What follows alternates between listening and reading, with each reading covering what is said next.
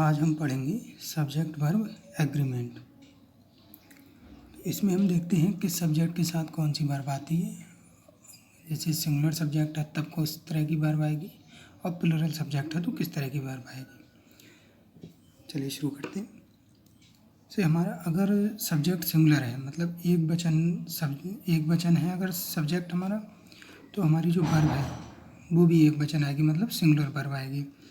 अगर हमारा plural subject मतलब बहुवचन सब करता है तो हमारी जो वर्ब है वो भी प्लूरल आएगी मतलब एक वचन कर्ता के साथ एक वचन क्रिया और बहुवचन कर्ता के साथ बहुवचन क्रिया। अब आते हैं सिंपल प्रेजेंट टेंस। अगर सिंपल प्रेजेंट टेंस है कोई उसमें ना हमारा कंटिन्यूअस ना परफेक्ट ना परफेक्ट कंटिन्यूअस, सिर्फ सिंपल टेंस है तो सिंगुलर सब्जेक्ट के साथ हम वर्ब में एस या ई एस यूज करते हैं। वर्ब के एंड में ऐसे ई एस, जैसे एंड आई यू अगर दिया हुआ है तो उसके साथ उसको हम एज ए प्लूरल ट्रीट करेंगे, उसमें एस या ई एस को ऐड नहीं करेंगे। ये depending on the nature the pairing agreement is needed in terms of the following cases। अलग अलग तरह के केस होते हैं जिनमें हमें अलग अलग तरह की वर्ब का यूज करना पड़ता है। जैसे ये देखिए tense shows the number of action, वो shows the time of action. Tense जो होता है हमें बताता है किस टाइम में एक्शन हो रहा है, मतलब प्रेजेंट टेंस है तो वर्तमान समय में हो रहा है, पास्ट है तो पहले ही काम हो चुका है, और फ्यूचर है तो ये काम भविष्य में होगा। सेकंड पे आता है हमारा number. It indicates how many singular और प्लूरल्स। नंबर हमें बताता है कि इसमें कितने सिंगुलर हैं और कितने प्लूरल हैं, मतलब एक वचन है या बहुवचन, ये हमें नंबर बताता है। थर्ड आता है हमारा case. It indicates role of noun और pronoun in sentence.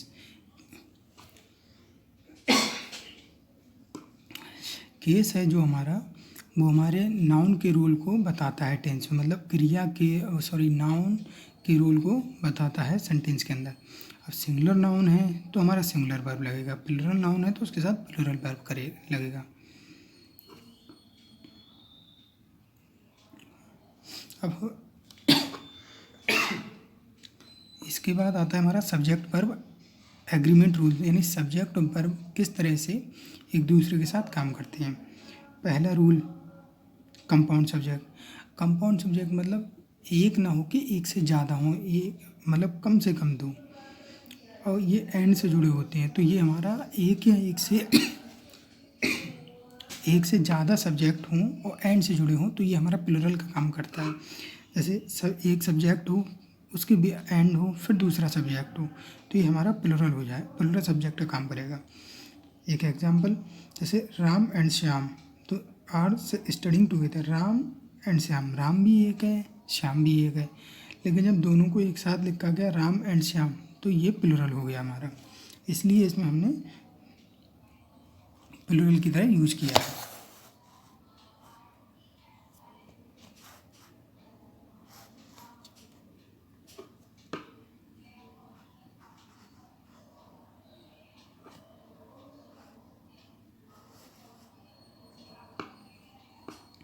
Second rule,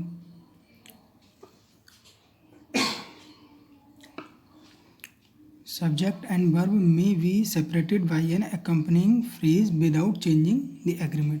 subject और वर्ब को एक फ्रेज से हम अलग कर सकते हैं बिना किसी चेंज किए हुए, जैसे along with, together with, as well as, in addition to, beside, etc। अगर इसका एक एग्जाम्पल देखें तो Hina as well as her friends is watching the movie, तो हिना सिंगुलर है, एज वेल एज जैसे कि हर फ्रेंड्स उसके मित्र, तो हिना सब्जेक्ट हो गया, एज वेल एज ये हमारा एग्रीमेंटिंग फ्रेज से अलग किया हुआ है, लेकिन इसको हम एज ए सिंगुलर यूज़ करेंगे क्योंकि बात यहाँ हिना और उसके फ्रेंड्स के बारे में, लेकिन जो सब्जेक्ट है वो हिना ही है, इसलिए हमने यहाँ इज़ लगाया है, इसे सिंगुलर में कंसिडर किया है। थर्ड रूल की अगर हम बात करें तो phrases and word separated by and are plural. जो हमारे फ्रेज और वर्ब एंड से सेपरेटेड हो तो उन्हें हम एज ए प्लूरल यूज़ करेंगे। एग्जाम्पल, और फ्रेजेस सेपरेटेड बाई और नॉर आर सिंगुलर। अगर एंड से सेपरेटेड हैं तो प्लूरल, और या नॉर से सेपरेटेड हैं तो उन्हें हम सिंगुलर ही यूज़ करेंगे। जैसे कि एग्जाम्पल देखें, my family comma my friends and I are going to temple. मेरा परिवार, मेरे परिवार, मेरे मित्र और मैं, are going to temple. My family is a singular, ये सिंगुलर है। फ्रेंड्स प्लूरल एंड आई, तो माई फैमिली सिंगुलर है, कॉमा फ्रेंड्स यहाँ वर्क नहीं करेगा, my family singular and I, तो माई फैमिली एंड आई मिलकर प्लूरल बनना है, इसलिए हमने यहाँ आर का यूज़ किया है।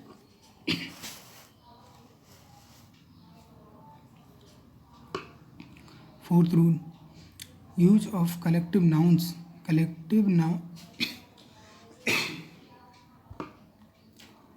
Use of collective nouns. Collective nouns such as bucket, bunch, panel, herd, archaeology, catch, family, majority, audience and committee are referred as singular noun. तो इसमें लगता तो है हमें जैसे कमिटी है, इसमें बहुत सारे लोग हैं, लेकिन है तो एक ही कमिटी, तो इसे हमें ये सिंगुलर यूज़ करेंगे। अगर हम इसे कमिटीज़ लिखें तब ये प्लूरल होगा। जैसे ऑडियंस में बहुत लोग होते हैं, लेकिन ऑडियंस तो एक ही होती है, तो इसलिए हम इसको सिंगुलर यूज़ करेंगे। एग्जाम्पल देखें, the bunch of flowers looks beautiful. ये हमारा प्रेजेंट इंडेफिनिट या सिंपल प्रेजेंट टेंस है। The bunch of flowers, flower तो बहुत है, लेकिन बंच ऑफ फ्लावर फूलों का सिर्फ एक गुलदस्ता है, तो ये सिंगुलर है, इसलिए हमने यहाँ लुक्स का यूज़ किया, मतलब वर्ब की फर्स्ट फॉर्म के साथ बाद एस लगा दिया। अगर इसी को दूसरी तरह से देखें, the flowers of bunch look beautiful. The flowers of bunch यानी गुलदस्ते के फूल, तो गुलदस्ता तो एक ही है, लेकिन उसके अंदर फूल बहुत सारे हैं, तो ये हमारा प्लूरल हो जाएगा, यानी बहुवचन हो जाएगा, इसलिए हमने यहाँ सिर्फ लुक का यूज़ किया, ऐसे ही एस को नहीं लगाया।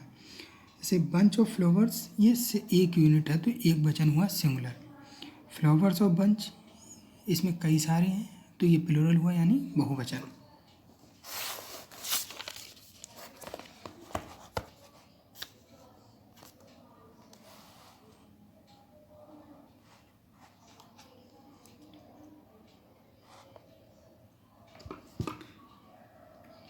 हम बात करें रूल 5 की, रूल ऑफ प्रॉक्सिमिटी। मतलब अगर प्रॉक्सी है हमारी सेंटेंस के अंदर तब क्या हम रूल यूज़ करेंगे। If two subjects are joined by any of the, अगर दो सब्जेक्ट आइदर और, नाइदर और नॉट ओनली बट आल्सो, अगर हमारे दो सब्जेक्ट इनमें से किसी एक से ज्वाइंड है, जैसे आइदर और, नाइदर नॉर और not only but also, the verb should agree with this subject that is closer to it. अगर either or, neither or, nor और नॉट ओनली बट आल्सो, इनसे अगर हमारे दो सब्जेक्ट अलग अलग हैं तो हमारी वर्ब उस सब्जेक्ट के साथ लगेगी जो हमारा सब्जेक्ट क्लोजर है, जो सबसे ज़्यादा पास में सब्जेक्ट होगा उसके अकॉर्डिंग हम वर्ब लगाएंगे। जैसे कि एग्जाम्पल देखें, either the commander or his juniors are taking in charge, या तो कमांडर या उसके जूनियर्स चार्ज लेंगे, तो either the commander or his juniors, तो वर्ब के पास में हिज जूनियर है, हिज जूनियर्स है, जूनियर जो है वो प्लूरल है, यानी हमारा बहुवचन, तो इसके साथ हम इसलिए आर लगाएंगे क्योंकि ये हमारा बहुवचन की तरह काम करेगा। अब इसी एग्जाम्पल को हम दूसरी तरीके से देखें, से either the juniors or their commander is taking in charge.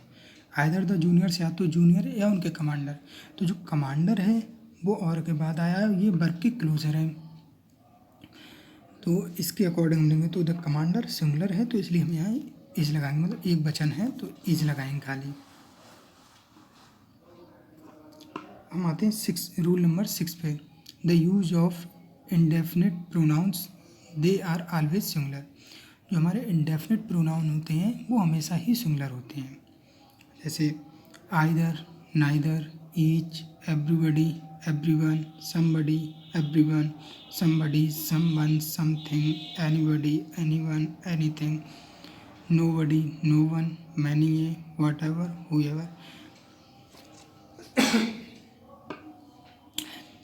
Indefinite pronouns always take a singular form of the verb. Indefinite pronoun जितने भी आते हैं हमारे वो सब सिंगुलर फॉर्म में होते हैं। जैसे कहें आइदर, या तो मैं ये काम करूँ या वो करूँ, तो मैं एक बार में करूँगा तो एक ही काम, तो ये सिंगुलर हो जाता है हमारा।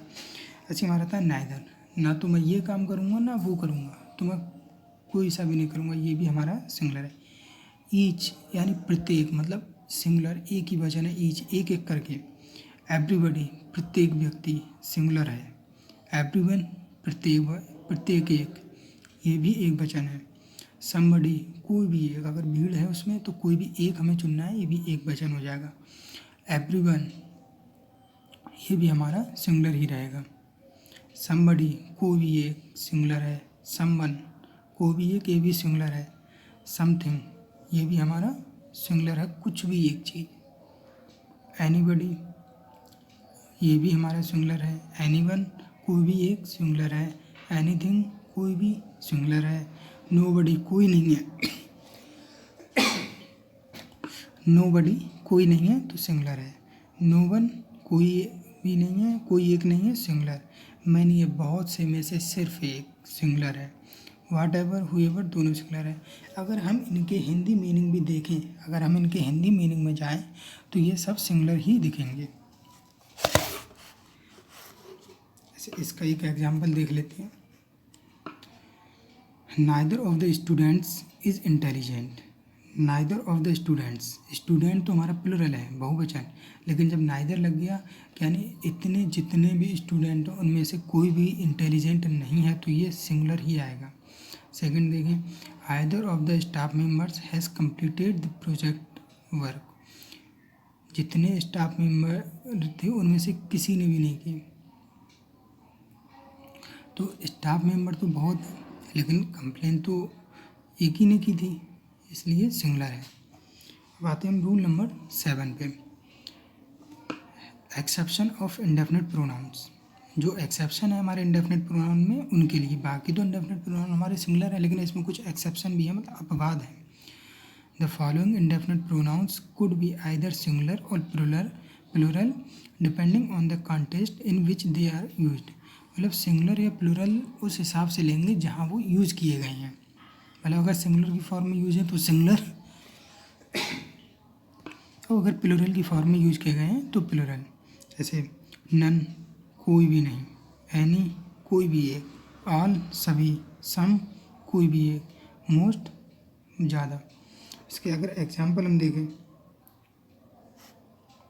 सम of the sugar is contaminated, मतलब थोड़ी सी शुगर थी कंटेमिनेटेड की गई, तो सम ऑफ द शुगर थी उसमें से थोड़ी सी, तो ये हमारा सिंगुलर हो जाएगा। Some of the people are waiting, people बहुत सारे लोगों उनमें से कुछ, तो ये प्लूरल हो जाएगा, बहुवचन। Most of the apples are rotten, apples बहुत सारे हैं, मोस्ट ऑफ द मतलब बहुत सारे में तो मोस्टली लोग तो प्लूरल ही आएगा। Most of the Apple is, Apple यानी कुछ एक दो एप्पल हैं, यानी एप्पल लिखा है तो एप्पल खुद में एक सिंगुलर है। जब एप्पल सिंगुलर है तो मोस्ट भी सिंगुलर की तरह काम करेगा। कहने का मतलब है जिस तरह का हमारा सब्जेक्ट होगा, अगर सब्जेक्ट सिंगुलर है तो हमारा सिंगुलर आएगा, और प्लूरल है तो हम प्लूरल की तरह यूज करेंगे।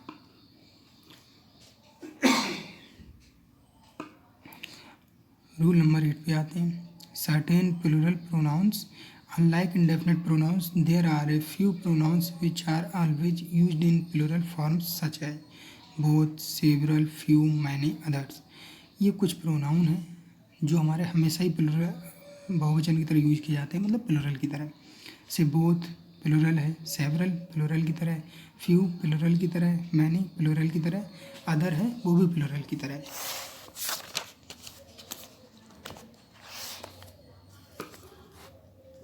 इसका एक एग्जाम्पल देखते हैं। Both Ram and Mohit are planning to attend the party tonight. Both comma Ram and Mohit, तो राम और मोहित प्लूरल हो गया। राम और मोहित तो प्लूरल हैं,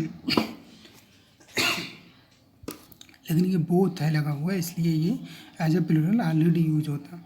are planning to attend the party tonight.